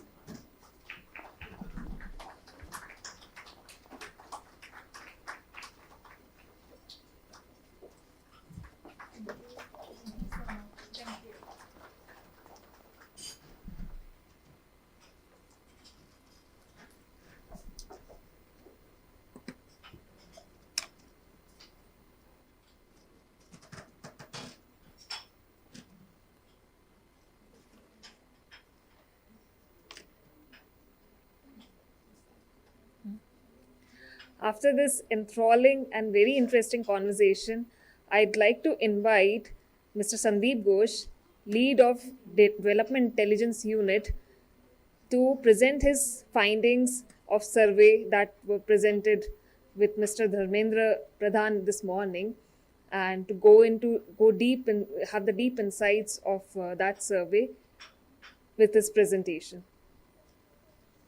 Thank you, Sandeep. Over to you.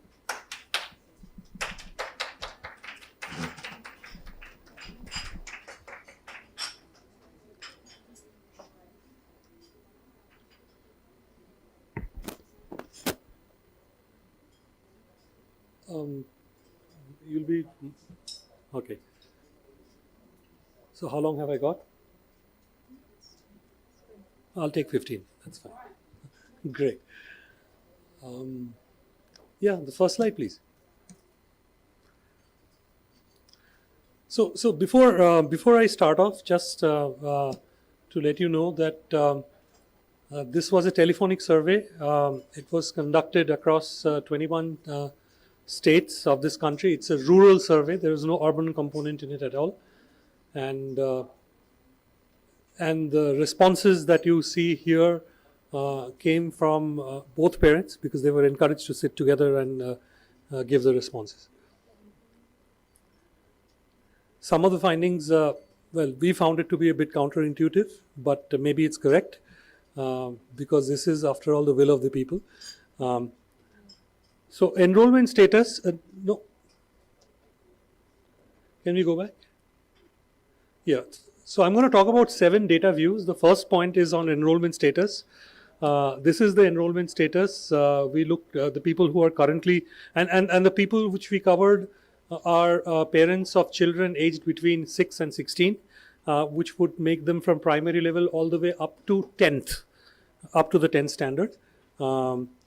As far as the enrollment status is concerned, as you can see, enrollment is 98.5%. There was a few students who were enrolled but currently dropped out of the education system for whatever be the reason.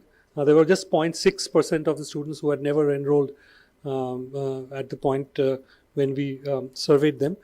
We did a quick look at enrollment vis-a-vis dropouts and out of school by caste. It's a fairly even distribution. There is no caste bias towards enrollment here at all, at least at the level of primary, elementary, and secondary. Next. Yeah, we looked at dropouts between male and female students. It's I know conventional studies show a lot of dropout.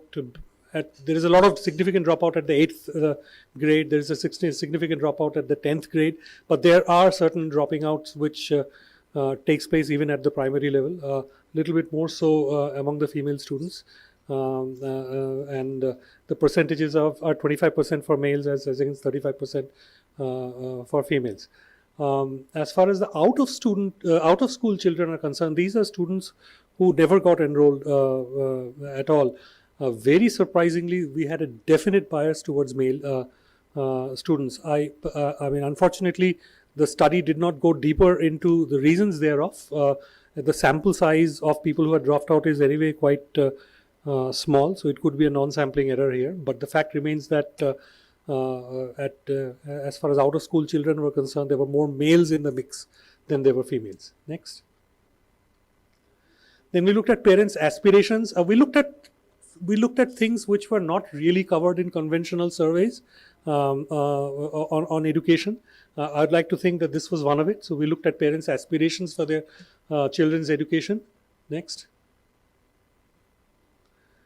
Yeah, and the interesting part was that whether it, I know some of you might find it very counterintuitive, but the fact remains that parents of girl children also want their child to get study as long. I mean, the aspiration clearly is to study at least up to a graduation level. 78% of the parents who we talked to wanted their girl child to study up to the graduation level.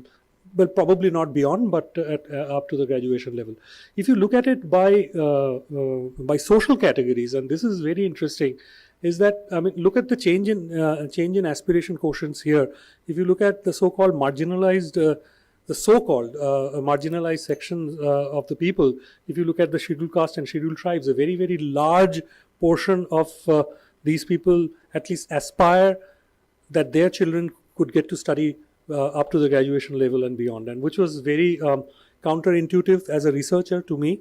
But the fact remains that this was the will of the people. This is the type of responses which we got, and there are parents out there from the so-called marginalized societies, marginalized sections of the society who want to not get their child educated only till the 10th or only till the 8th, but actually go on and complete graduation.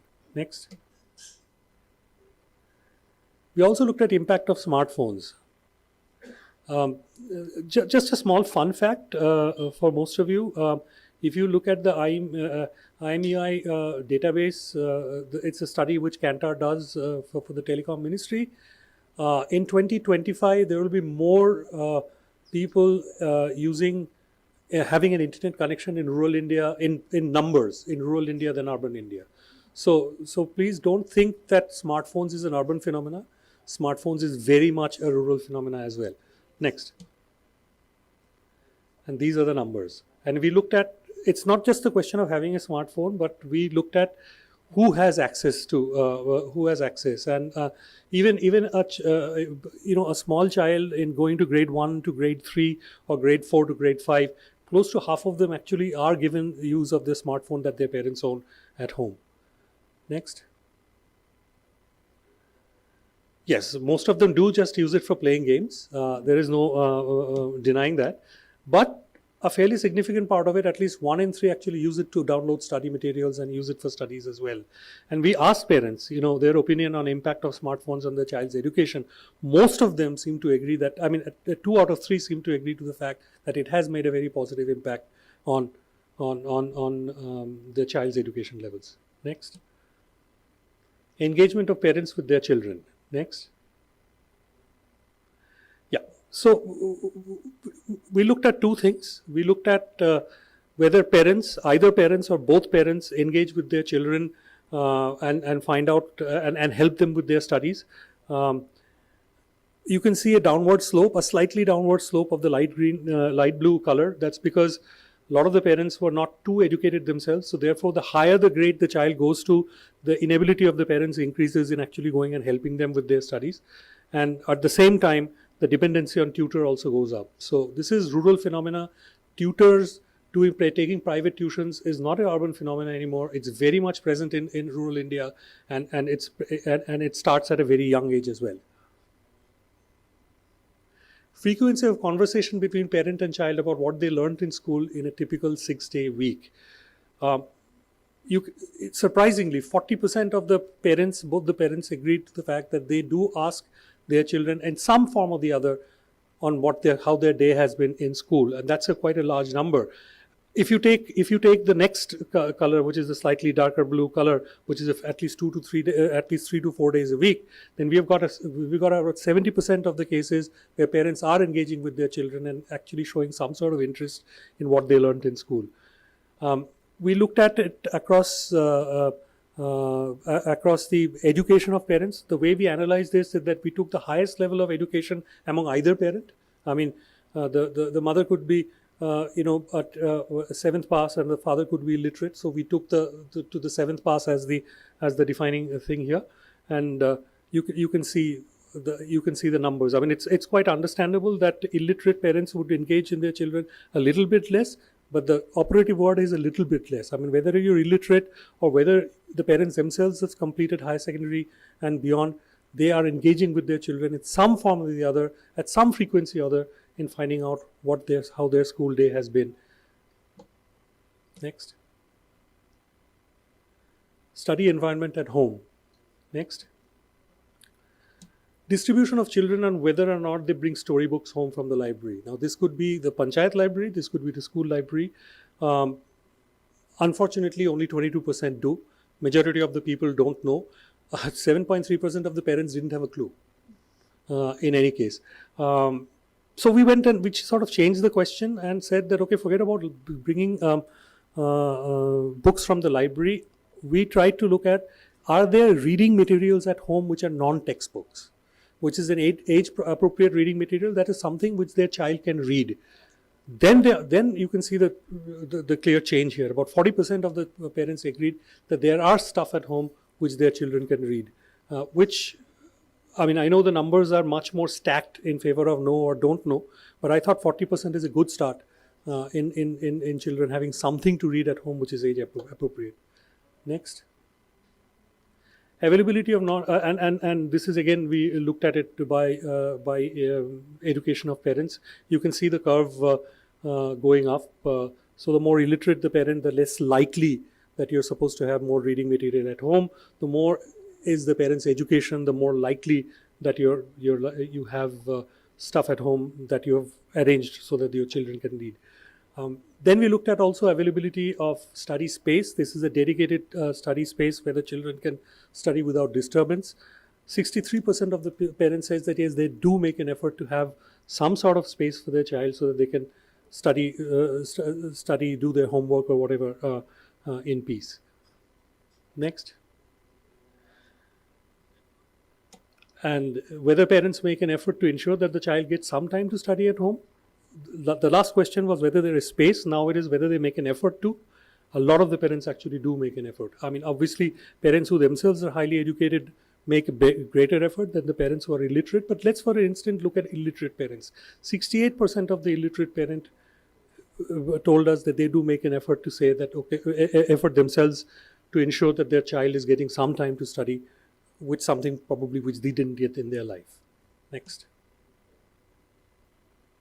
Parent and teacher interaction. Distribution of parents' awareness about parent-teachers meetings. 75% at an all, as I said again, this is a 21-state study. 75% of the parents said that yes, they are aware of parents-teachers meeting. Of the people who are aware of parents-teachers meeting, 88% had gone to at least one parents-teachers meeting during the last school year, which is which I think is a fairly good. I mean, they're supposed to go there in a much larger frequency, but we took at least once, and we got a fairly good number. Next. Whether parents has ever had any voluntary meeting with the teachers to understand their child's progress. You can see the numbers again. We analyze this by the literacy level of the parents. But even if you look at the illiterate parents, pretty close to 43-44% said that yes, apart from outside the ambit of parents-teachers meeting, they have gone and interacted with the parent to have a voluntary meeting with the teachers to find out how their child is doing in school. Next. Drivers getting their children educated. Next. Yeah, it's a little bit of a complicated curve, so that's why we put the red mark on it. You can see the aspirations here very clearly. The biggest reasons are so they are not involved in labor work in the future. That's why I want their child to get educated. I want our child to learn skills which are in demand in the market. You see the small red box there. That is an illiterate person saying that as they grow up, I don't want anyone to say that they are illiterate or having limited intelligence. That's the sort of aspirations that they have for their children. It cuts across social categories, it cuts across income categories, and these are the main drivers why they want to go and send their children to school. We also had issues that we also had factors like I send their children to school because for me school is a daycare center, or for me I send my children to school because they get a midday meal. Those aren't the factors at all. The factors were those. Proportion of parents who feel that the education for their children beyond school is affordable. Very interesting. We looked at this by relatively high income parents, relatively middle income households, and relatively low income households. Even if you look at it relatively low income households, around 50% of them say that yes, I think I can afford a higher education for my children.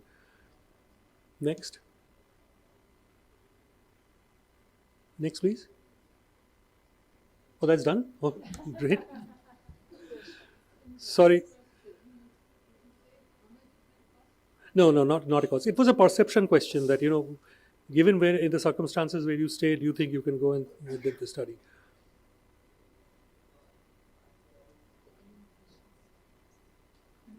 Yes, open to questions. Any questions other than from my team?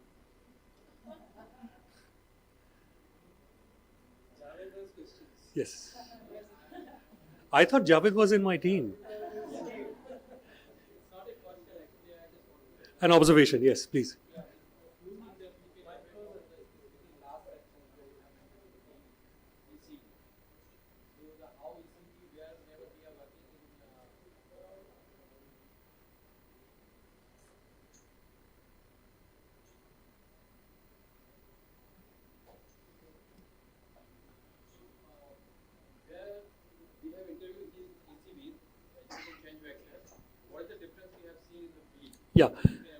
Yeah. So there is a section, I think, if I remember correctly, it's chapter 4 in the report, which we have not presented here. There is I mean, Javed will probably be able to tell you much better about this, but then we have, they have a long-standing project in Madhya Pradesh and 2 other states, but it's live now in Madhya Pradesh, where they have education change vectors. These are women from the from the villages themselves who who actually worked very closely with the schools themselves and the communities themselves in promoting the idea of education. So we looked at where a project like this, of hand-holding project like this actually works. Do we get better results? And the results are pretty startling. If you look at it this way, the regularity of conducting parents-teachers meeting, the regularity of having functional SMCs and SMCs meeting with the right quorum taking place, the regularity of parents-teachers interaction even outside of school, communities, elected representatives, first of all, VECs, the village functionalities of VECs, and the amount of interest taken by community on actually demanding that the school gives better services are literally off the chart. I mean, I would really suggest that if you can read through the last chapter of the report, it will give you an idea, a very clear idea of that if you have a project, let's say a CSO-driven project on education, where people from the community themselves are identified and trained to work with schools and enhance the experience of schooling to children. You can see the results. It's a quantifiable results. These are not case studies. This was a quantitative survey. The results are presented in the report. You can go and see them yourselves.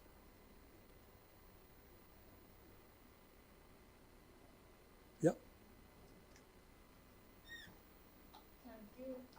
Thank you. Thank you so much, Sandeep, for taking us into the insights of this survey report. This really links to so many pertinent points made during the education policy session also. And also this report provides us a prelude to our next session. But before having our next session, we'd like to have a tea break. So let us move for a 15-minute tea break now, and then we'll be beginning with the last session of the day at say after 15 minutes after you all return. Thank you so much.